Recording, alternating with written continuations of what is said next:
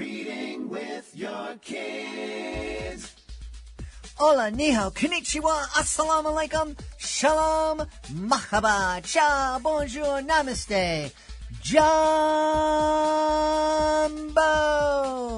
bienvenidos. Hey, my name is Jedley, and I am so glad you are joining us here at Reading with Your Kids. We are coming to you from the vibrant and book-loving neighborhood of Reedville in Boston, Massachusetts. This is more than just a podcast. It's a movement. Our mission is to help families grow stronger, closer, and kinder through the magic of reading together. And we are absolutely thrilled to have you with us on this journey. Help us spread the joy by sharing this podcast with the people you love. Tell your kids' teachers, school librarians, neighbors that they can hear us on the WREB AM/FM 24/7 radio network. And they can find us on the iHeartRadio app, Spotify, Apple Podcasts, Amazon Music, Good Pods, Podcast Addict, Audible. Wherever you find your favorite shows, you can find Reading with Your Kids.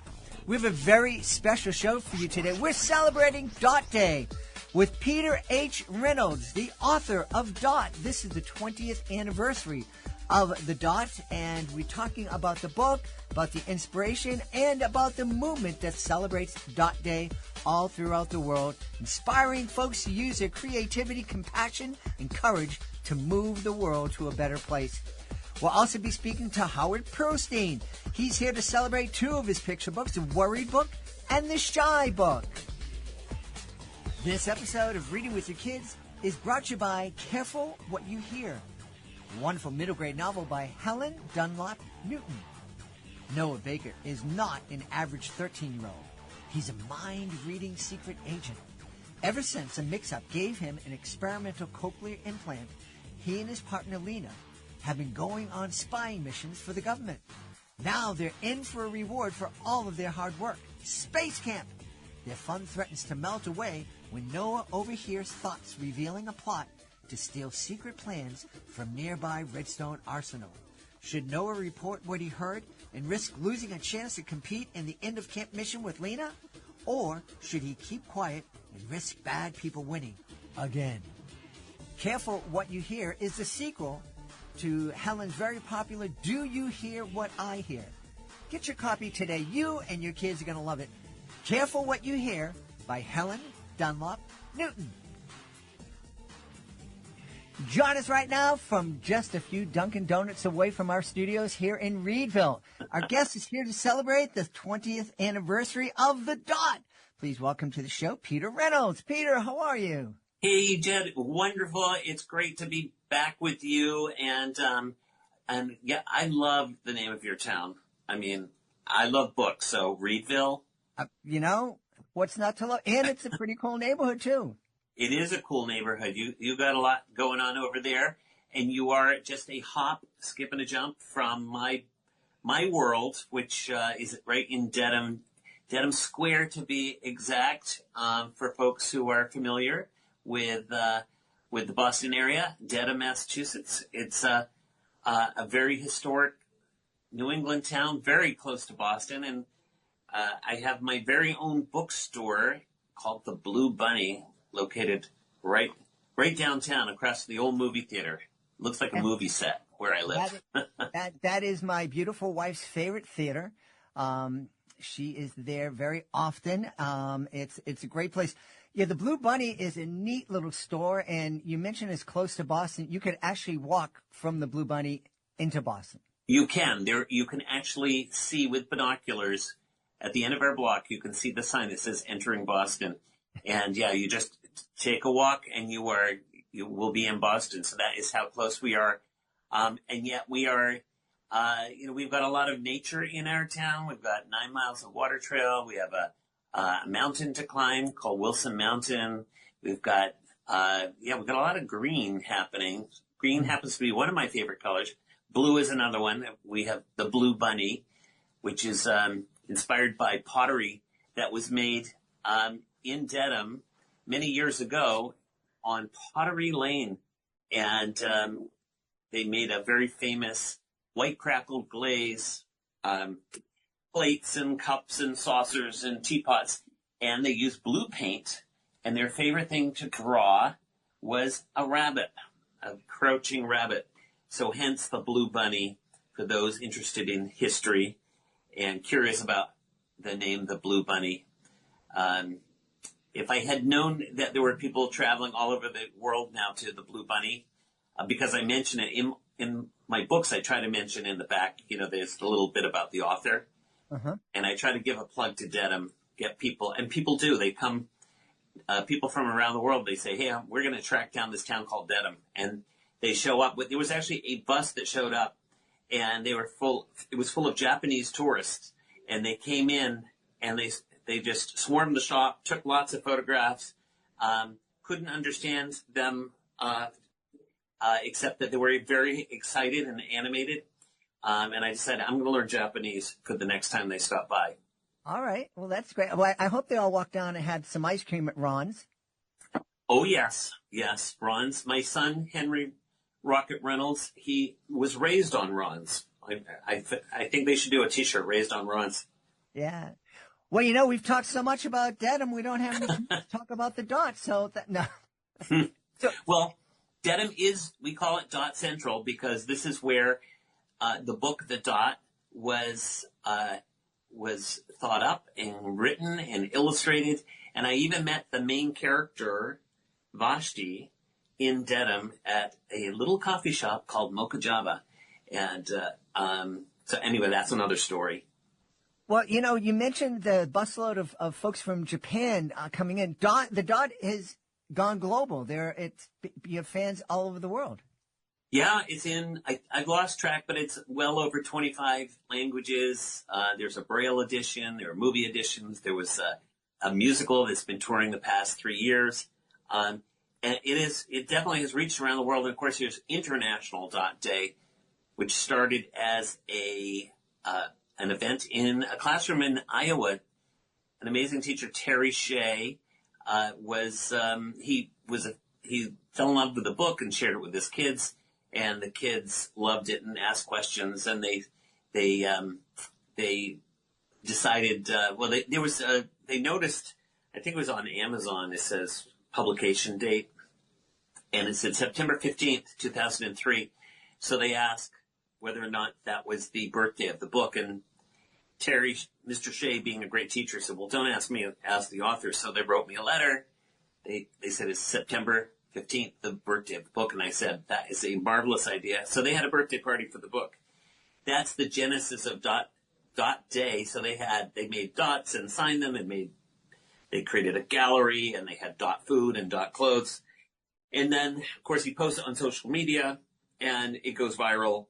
And here we are 17 years later, and it is now celebrated in 190 countries. And I think we've hit over 34 million dots made. And we have schools, communities, individuals, towns creating dots, but not only creating dots, but thinking about what does that mean, right? What is creativity? What's the value of creativity? Mm-hmm. And also, how do we make our mark? How do we have impact? How do we make this world a better place? Because at the moment, we sure need a lot of help right now, and so we need to activate everyone's positivity and creativity to make this world a better place. I agree. I'm mentioned here in the podcast, I'm almost 100 years old, and so I think the rest of my time is going to be pretty good. Hopefully I'll be blessed with a few more decades, but definitely looking to the future of my kids and possibly grandkids. We do to learn how to become more civil, to be able to speak with each other more respectfully, mm-hmm. and be able to disagree with each other respectfully. Yeah. Well, I'm 130 years old, but that's in twin years. So when Paul and I, we celebrated our 100th birthday together, it was a number of years ago now. I remember being in shock when Paul told me that we were 100. And we actually had our birthday party at King's Bowling at Legacy Place. Yes. Occasionally we do leave Dedham Square, which is our little historic downtown, and we went to King's, which is a lot of fun. So, yeah. So let's talk about the book itself. Sure. where, who are we going to meet in the book? You mentioned one of the characters, and what were you thinking when you sat down? It is a picture book. I call it a picture book, not a children's book, because I'm a big believer that great picture books are for all ages. I think adults probably need them more than kids. But in this book, The Dot, we meet a little girl, and she is in her classroom. All the other kids are gone. Presumably, they're at recess. They're playing outside. And for some reason, Vashti she's glued to her chair, not moving. And you see on the desk, there's this blank sheet of paper. And her teacher kind of wanders by, looks into the classroom, and sees Vashti all by herself, and kind of reads the room and realizes, this little kid is having a moment. She's traumatized by this little sheet of paper. So her teacher, being a great teacher, uses one of the tools in the toolkit, which is humor. And she tries to help Vashti chill a little bit. And she says, she looks at the blank sheet of paper and she's like, oh, a polar bear in a snowstorm. And Vashti's not having any of that. She's like, very funny, I just can't draw. And her teacher just says, make a mark and see where it takes you. And so Vashti, being still feisty, she grabs the marker and she jabs the paper, and she leaves this one little dot behind. And her teacher, being a cool teacher, right, takes it and studies it very carefully as though it was, a masterpiece. And then she hands it back to Vashti, and she says, please sign it, which of course is another fun way to get to relax Vashti and kind of surprise her, right? Why would her teacher be asking her to sign something that's just a dot? But she does, because she knows how to. In the book it says, Vashti couldn't draw, but she knew how to sign her name. So she signs it Vashti. She stomps out of class. She goes home, forgets all about it. The next week she comes into class, and there, hanging above her teacher's desk, is her little dot she had drawn. But her teacher has gone to Michael's or someplace with very swirly gold frames, and she's actually put the dot inside this frame. So she's framed Vashti's dot, and it's hanging above her teacher's desk. And I won't tell you the rest of the story, but that is a moment for her. She looks at that dot, all framed and honored by her teacher. And she's like, I could actually make a better dot than that. And that's that little moment, that trigger for her to say, I gave it a shot. I think I can do better.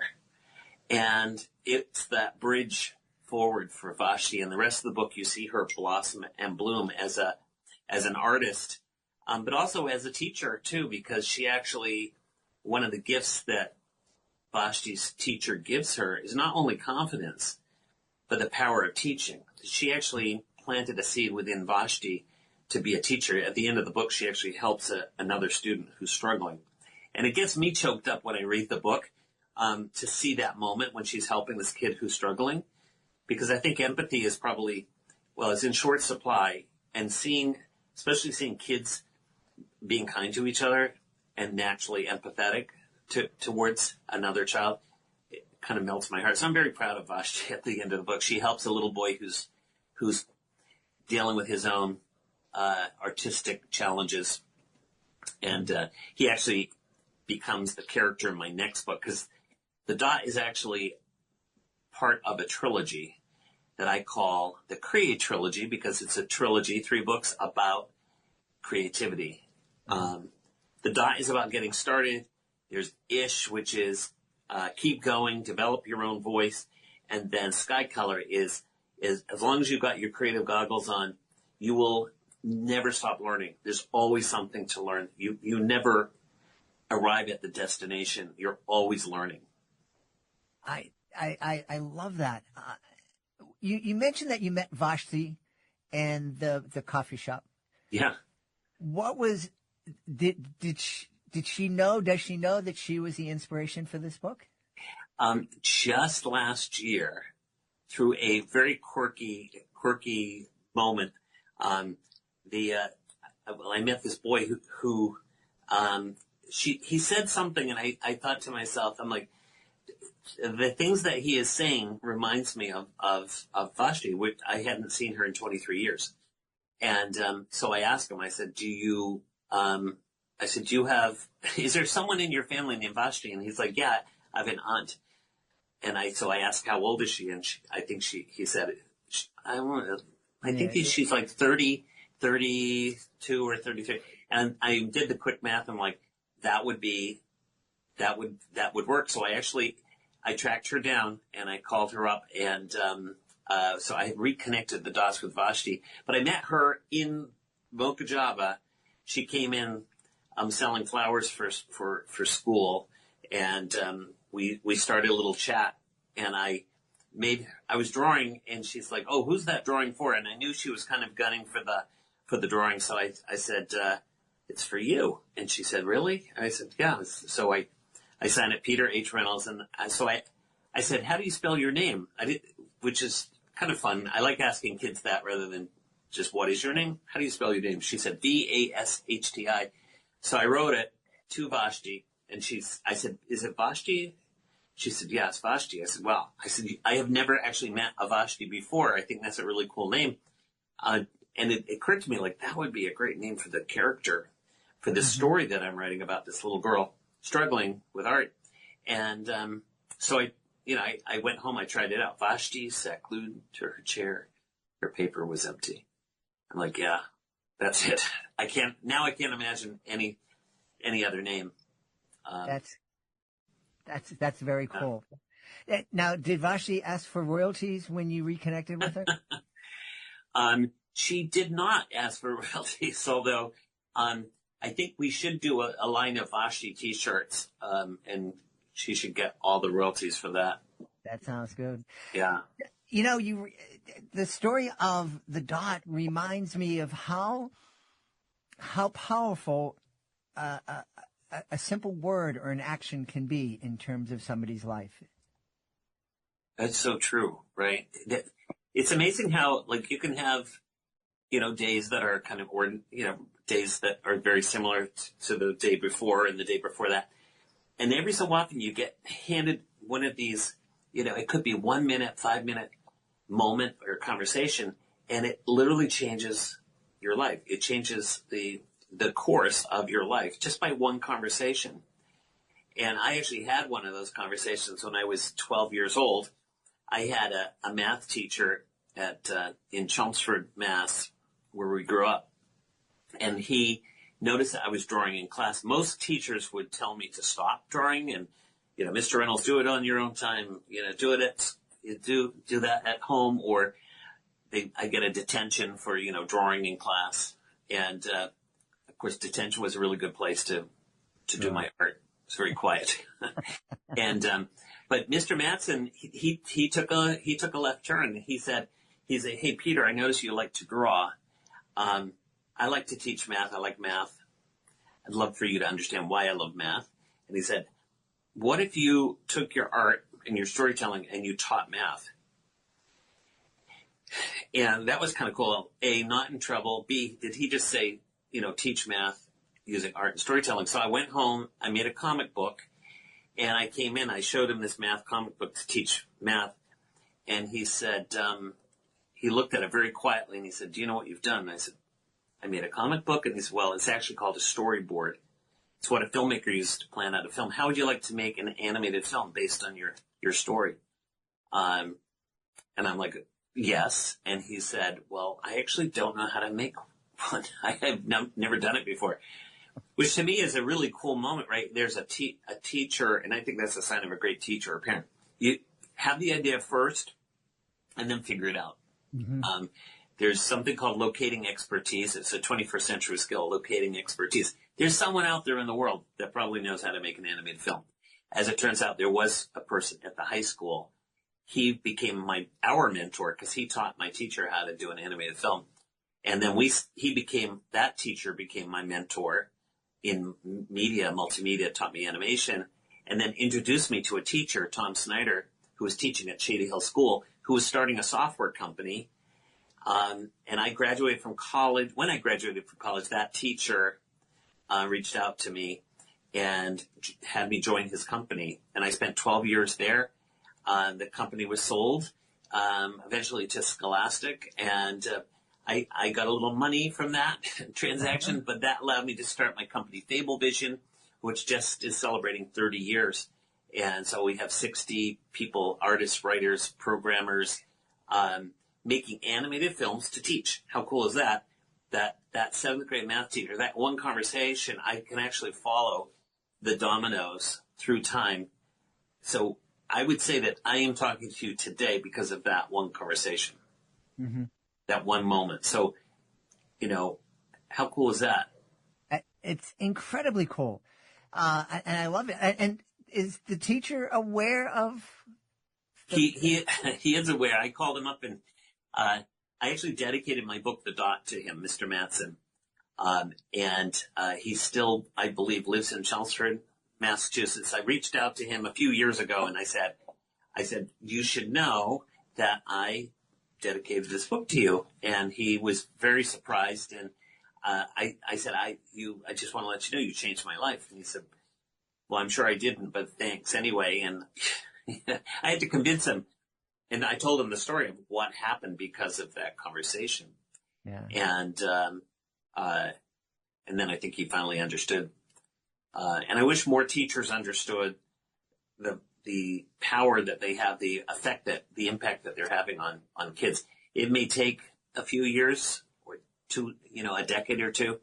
But what they do, the things that they say, and it can be just one sentence. It could just be that one sentence that changes somebody's life. Yeah. And yes, there's moments in my life that definitely changed my life and made a big deal. I think there are moments when I was able to share something with somebody that I hope made a difference, certainly seemed to make a difference in their life.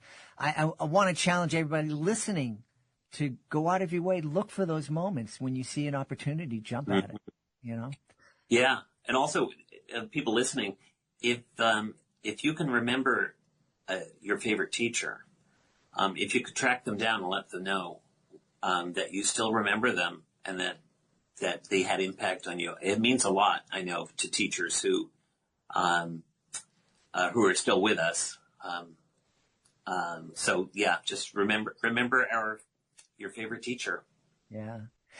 One of my favorite teachers was our librarian. She kept me in school over Lincoln School in beautiful Whiskey Point, Brookline, Massachusetts. And I was one of those kids who had a little bit of extra energy.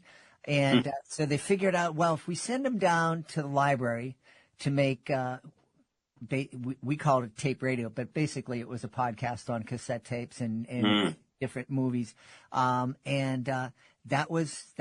saved me from being expelled from middle school. That is awesome. Well, you and I, we have similar stories because the media department was really, that was my sort of sanctuary, my island. And I am so glad that that was funded. I hope Chelmsford High School still funds its TV department, media department, because there are a lot of kids out there who are creative. Their creativity does not show up on MCAS or standardized testing. You cannot test creativity. You can see it in action, but you have to give kids that opportunity to show it, so whether it's theater or music, the arts. And of course, unfortunately, when money gets tight, one of the first things to go are the arts. And I really hope we can all work together to make sure the arts are maintained and funded properly, which I don't think they've ever been, fully funded properly. Absolutely. Tell me, we have lots of aspiring authors listening to the show, and I think they hope at some point to be able to say, well, I sold 100, I sold 1,000 books or whatever. You are at a point where the Dot has been celebrated all over the world by millions of people. You have your own day. It's the 15th-ish. We're publishing this on the 21st, so we're still celebrating Dot Day. What does that feel like, that your book has made such an impact? It's a dream. It's a dream come true. I kind of blinked, and here I am 30 years later from the first, dipping my toe in as a writer and an illustrator. And of course, you in your imagination, you're like, oh, this would be kind of cool to have a book that other people would read. Maybe you'd see it on a bookshelf someplace. Maybe see it in a bookstore. But you have to start somewhere. And my very first book, I think you can find it on eBay maybe, but it's called Piz & Martinez Not-for-Profit Pet Resort Mystery. And it was a chapter book about these kids who start they created a sanctuary for rescue pets that need rescuing. And it was part of a math curriculum, and they wanted to have all the math make sense and have it in context, so kids weren't solving abstract problems. So they said, Pete, could you write a story, and then the problems would emerge from the story. And so anyway, it gave me an excuse to write this chapter book, and it just flowed out of me. I'm like, this is the easiest thing ever. I had never thought to do a chapter book, but I just started typing in it. What I did was I just used my imagination. I made a movie in my head, and I was basically dictating. I was doing dictation to the film in my head, and out came a chapter book. And then I like to illustrate too, so I illustrated the chapter book. We published it, went out into schools, but that kind of gave me the confidence, and that. By the way, the book, The Dot, is all about confidence, right? Being brave enough to make your mark. And I think for me, that was my moment where I'm like, yeah, do you know what? I think I could pull this off. And I like to read at night, but I also have journals, blank journals, and I try to jot something in my journal at night just for fun. Sometimes it's a doodle, sometimes it's just a thought, or it's a poem. One night, this story spilled out of me, and it was a metaphor about the learning journey, and it ended up being called the North Star. And it spilled out at midnight one night. And the next morning I read through the journal, and I saw this storyboarded little film that was in my head at midnight. And I'm like, hey, that's actually, that kind of makes sense. I refined it a little bit, but then I made copies of that, and I shared those hand-done copies with teacher friends, which that's a recommendation out there. If anyone wants to get published, make copies. It's easier today with digital tools, but make copies of it and give it to teachers. So before you send it out to the entire world, give it to a teacher, because a teacher knows exactly what to do with it. And a teacher can also give you feedback and say, my kids, maybe the vocabulary was challenging for the age group, or maybe they may say, we love that the vocabulary was challenging because we want to teach our kids new words. But you'll get great reactions, and not only about the story, but what happens after the story. What were the questions that the kids were asking? And then maybe an activity that flourishes out of that. So anyway, the North Star book was that first dip into the pond of publishing. And that book ended up on Candlewick Press, at Candlewick Press, and they liked my sensibilities, and they asked me to illustrate a story called Judy Moody. Judy Moody was in a mood, not a good mood, a bad mood. That was the title of the first one. And so anyway, that was a little bit of a meandering answer from your original question, which I've forgotten what the question was, but that was a fun journey through memory lane. We love meandering. It's wonderful. It's absolutely wonderful. Peter, I know there's been all sorts of celebrations for Dot Day and the Dot. I know Dedham Square is alive with Dot things. Last weekend, you were at the Boston Museum of Fine Arts, I think yesterday or the day before. Any more Dot-related events in the area? Sure. Yeah, the Dot Festival was awesome in Dedham. We had been doing things in our bookshop, and now it's spilled out into the entire town.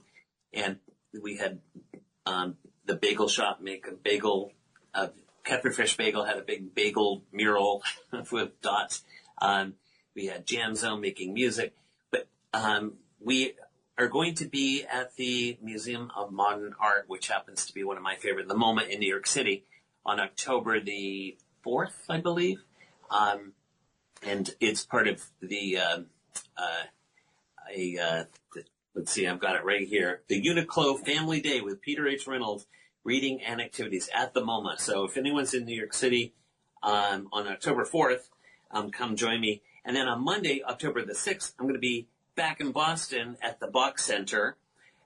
They are great friends of Reynolds TLC, which is our not-for-profit, reynoldstrlc.org, if you want to learn more about what we do. Bach Center is going to host us at the Schubert Theater, and we're going to have a global webcast. There's going to be in person. It's already sold out. Sold out. We gave away free tickets to almost 2,000 kids and teachers in the Boston area.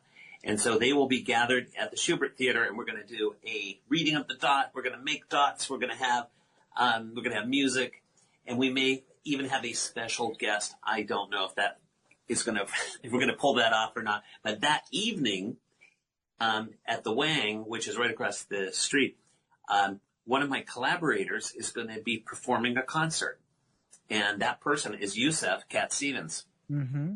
We did a collaboration together called Peace Train. And he called me up during COVID and said that he was a fan of my work. And I said, well, I'm a fan of your work. One of the first albums I ever bought was Teaser and the Firecat. And he said, do you know my song Peace Train? And I said, yeah, I love it. And he said, well, it's the 50th anniversary next year. Do you think it could become a picture book? And so I listened to the song and I made the little movie in my head, as I do. And then I storyboarded it out and I shared it with him and he loved it. And so that book came out and hit #1 in the New York Times bestseller list. That's a good feeling. Mm-hmm. And then we collaborated on a second book, which isn't out yet. Not too many people know this, so this is a scoop. Okay. It's, if you want to sing out, which is a great anthem from the Harold and Maude film. And we also, in between that, he called me up from England, from George Harrison's house, because George Harrison has this great recording studio that his wife still runs. And he called me up and said, I'm recording an album. Would you like to do the album cover and the liner notes, which I ended up doing. And then my company, Fablevision, did the 3 animated films. So you can check out YouTube, King of the Land, Yusef Cat Stevens.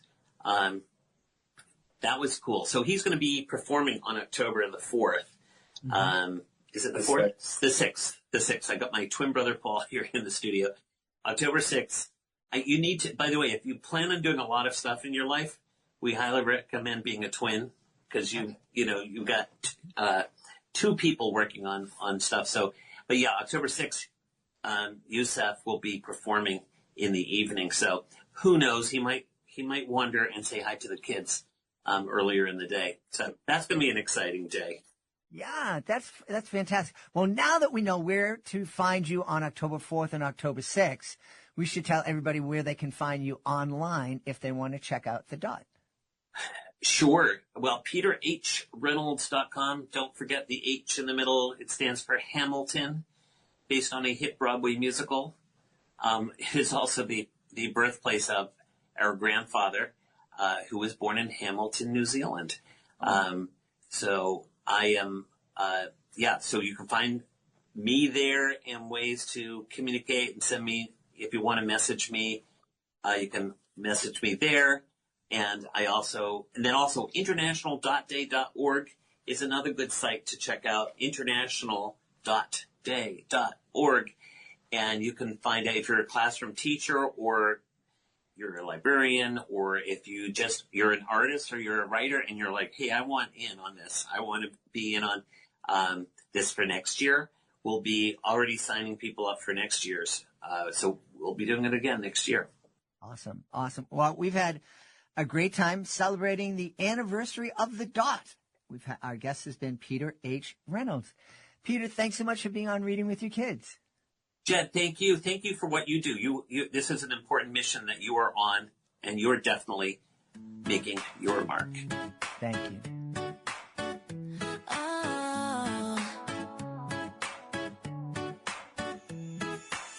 Vashti sat still, said I can't draw a thing, but her teacher smiled and gave her a gentle wing. Just one small dot, go on and start. Sign your name and you've made art. Make your mark, let it shine so bright. A little dot can light up the night.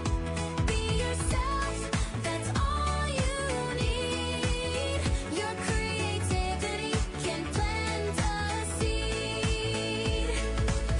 One dot grew into a grand parade.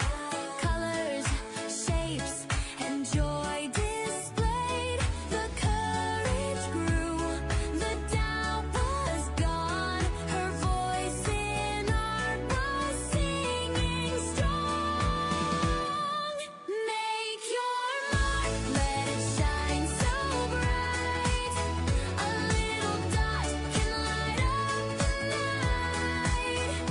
Be yourself, that's all you need. Your creativity can plant a seed. Don't be afraid, don't hide away. The world needs your art today. Every dot tells a story true. The magic's waiting inside you. Make your mark, let it shine so bright. A little dot can light up the night. Be yourself, that's all you need. Your creativity can plant a seed.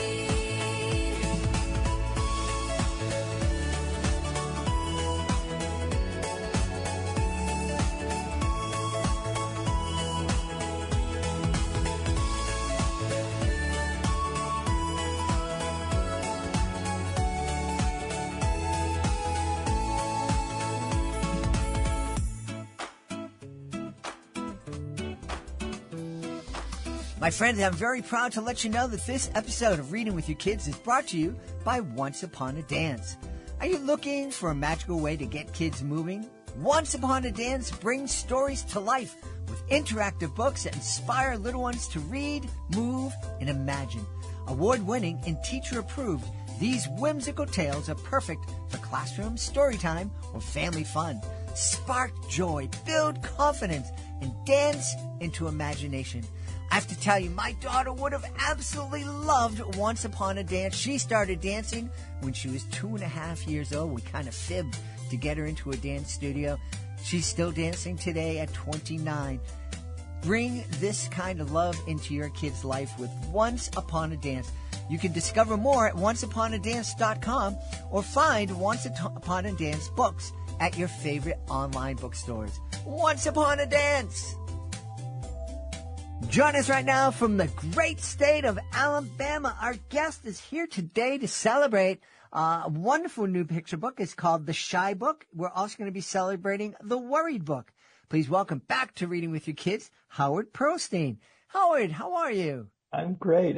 Thanks so much for having me for a second time, Jed. Makes me feel very special. Well, I'm happy to make you feel special. It's kind of weird that I just said we're celebrating The Worried Book. What's there to celebrate about being worried? Yeah, no, I think that's a great question. And so The Worried Book is actually the second book in what is, I guess, loosely called the Emotion Book series. The Shy Book was the first of that series to come, and that came out last August of 24. And yeah, The Worried Book just came out this past week, August of 25. And I think it is a reason to celebrate because, the goal of all of these books is just to help kids deal with emotions that, might be overwhelming for them or they might not have the coping skills for. but like in a very simple and practical and actionable way. Just each book, talks about the problem, the emotion that they might be experiencing, and then just gives, like I said, a very simple solution for how they might address, how they're feeling. Yeah.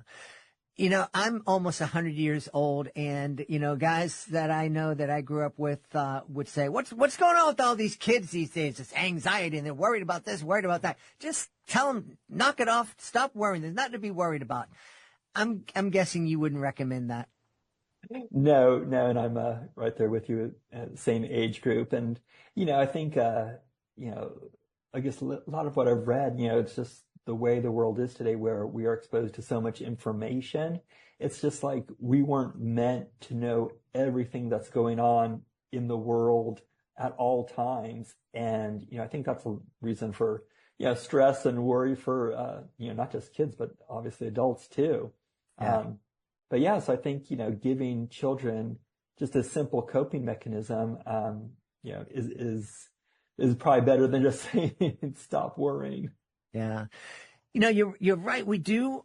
And we've talked about this. We've certainly talked, on the podcast about, kids and devices and the fact that they're being exposed to literally tens of thousands of media messages a day, whether it's a billboard, a jingle on a commercial, something on television, and certainly social media. And a lot of those messages are catastrophized. They want to get our attention, and the best way to get our attention is to make us afraid or make us angry. And it's one thing for you and I to kind of get worked up and go, oh, all right, they're just pushing my buttons here. But, 6 or 7-year-old, they don't have that experience and those coping skills yet. Yeah, 100%. And, and even if they're not, exposed to things online, just, things are big when you're small. It's, if somebody hurts your feelings at school, or, you get bullied, or, whatever the case may be, there are lots of reasons, to worry. Or on the other hand, if you're shy, you have your own set of issues to deal with. So, and that book in particular was near and dear to my heart because, I'm very shy. And so, I can relate to that for sure. Yeah. What was the inspiration to first write that shy book? Was it just to kind of talk to young Howard? Gosh, now we're getting very deep here, and maybe so.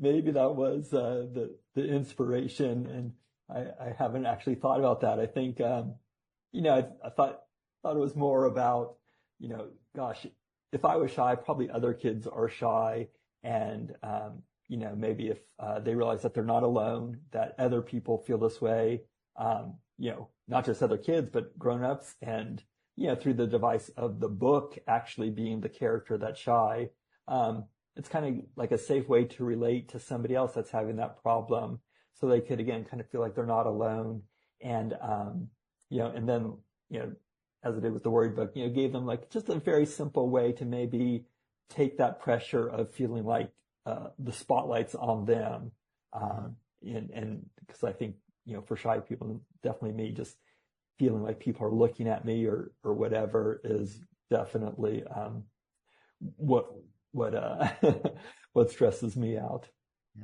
Yeah. You might be surprised. I interviewed Ziggy Marley a couple of weeks ago, and great conversation. Great guy, very friendly, very open. But there's something, as I was speaking to him, there was something, and I'm like, oh, I wonder. And at one point in the interview, he said, I'm a very shy person.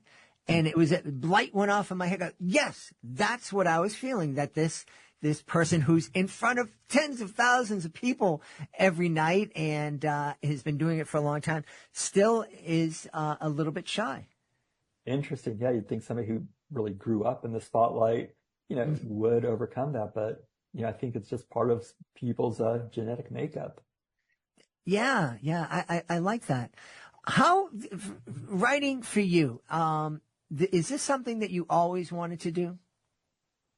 Yeah. So, it's funny, like, it's just something that I've gravitated toward, I remember in school in sixth grade, I won a writing contest about water conservation. And this is when I was in Anaheim, California. And, so I think I've had like maybe not a knack for it, but just, ability to do okay with writing. And, I remember writing a paper in college and the teacher was, just kind of impressed with the writing.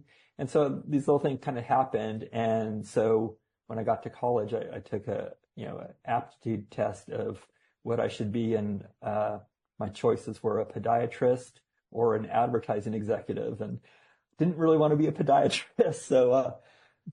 So yeah, I thought, okay, advertising I could do. And yeah, so, basically the bulk of my career has been an advertising copywriter. And in 2018 is when I kind of moved into writing picture books.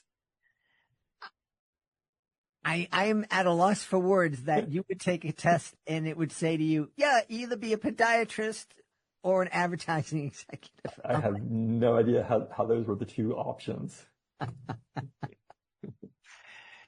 As an advertising executive, as somebody who's writing ad copy, you had to tell a story in 30 seconds. Did that help? And, we talked about the fact that a children's book author has to tell a story in about 500 to 600 words. Was it, most people, it's a challenge to tell a story in so few words. I guess now this was an opportunity for you to really go crazy, going from 30 seconds to, wow, maybe 5 minutes. Right. Yeah, 100%. I mean, I think advertising was the perfect training ground for becoming a picture book author, because like you said, you have to tell these stories, create these believable characters, and you only have a split second to do that. And, the funny thing is, when I left work one day, I was listening to a podcast. The guest said something along the lines of, we spend the majority of our careers giving our creativity away to other people. And that really hit me hard, because that's like literally what advertising is. It's just, you're doing all this creative work for somebody else to sell cars or checking accounts or whatever. So as I was driving home, I thought, wow, that's what I'm doing. What can I do, to do this creativity for myself? And I thought, well, like you were saying, commercials are little stories. I could write picture books. Those are stories. So, by the time I got home, I'm like, I told my wife that this is what I'm going to do, and literally had no clue how to do it. Yeah. I love it. Hey, if you could help me for a minute. One of the things I when my kids were younger, I very wisely, it was a accidental bit of wisdom, took a class in media literacy. So I was able to help my kids at that point understand a little bit about the media that they were exposed to in advertising. And one of the things I learned is that every media message, every advertising message you get on television or billboards or movies or social media, the person, it was created with the intent to get you to do something, either to buy something, act in some way, or believe in some way. Can you just expand on that a little bit so parents can have an idea to be able to sit down with their kids and help them understand that what they're seeing it was made with an intention that might not be so obvious to them? Yeah, no, and yeah, I think that is 100% true. And I also think there's nothing malicious in that. It's just, from a very practical standpoint, ads are what a company needs or uses, to generate sales. And that's, any business needs sales in order to survive. So, I think there are definitely, ads that are made just to help a brand, establish itself. Like, for example, if you look at an Apple commercial, they're never saying, get the iPhone for $9.99.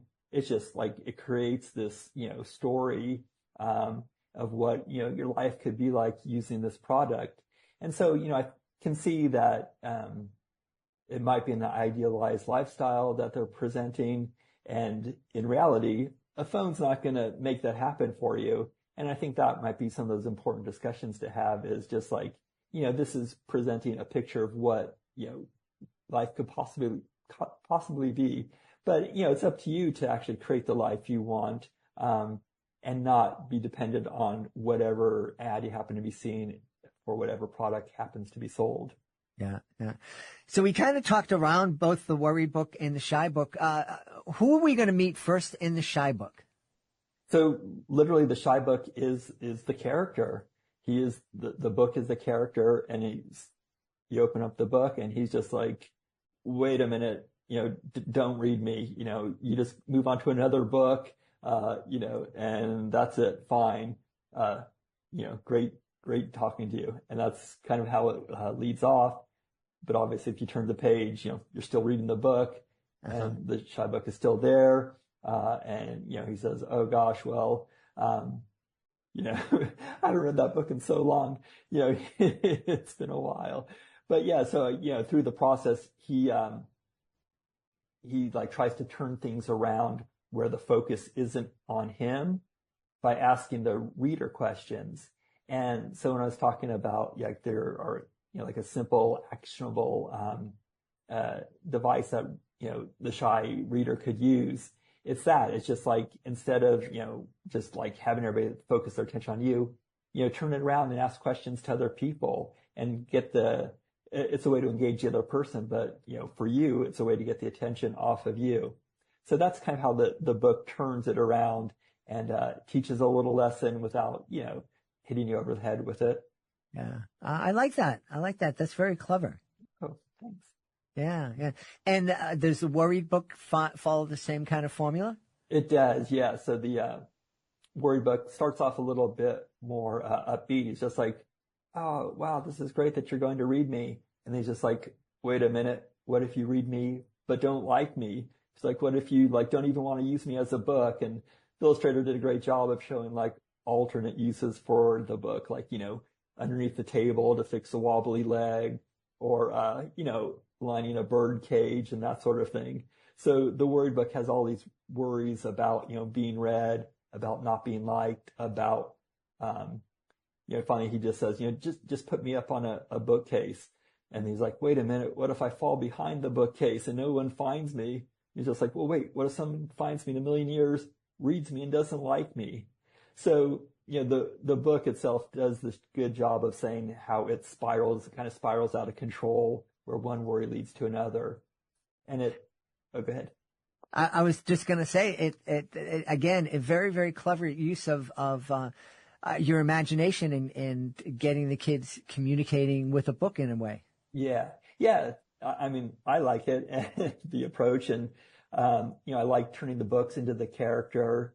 It feels really engaging, and it allows the reader to kind of interact with it, because the book will ask the reader questions as well, and give them the opportunity to kind of share how they're feeling.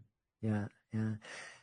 The conversations I'm imagining between parent and child as they're reading the worried book and the shy book could be pretty deep and fulfilling and important. I hope so. Yeah. I mean, that's definitely the goal with these.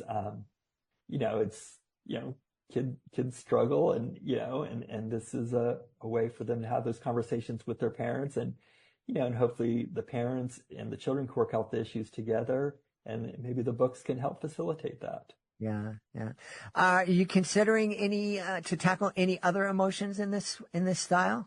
Yeah. So the series is actually going to be 4 books in total, and the Angry book is coming out at some point in 2026, I think, and then the Sad book will be the 4th one.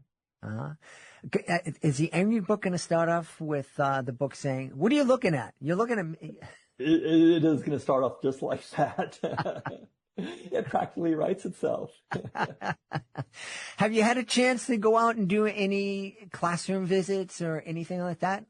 So I have done a classroom visit, not with the shy book, but with, other books. And I tell you, maybe it is because I'm shy. It was great. It was fun, but man, it was exhausting for me to be in front of a bunch of kids.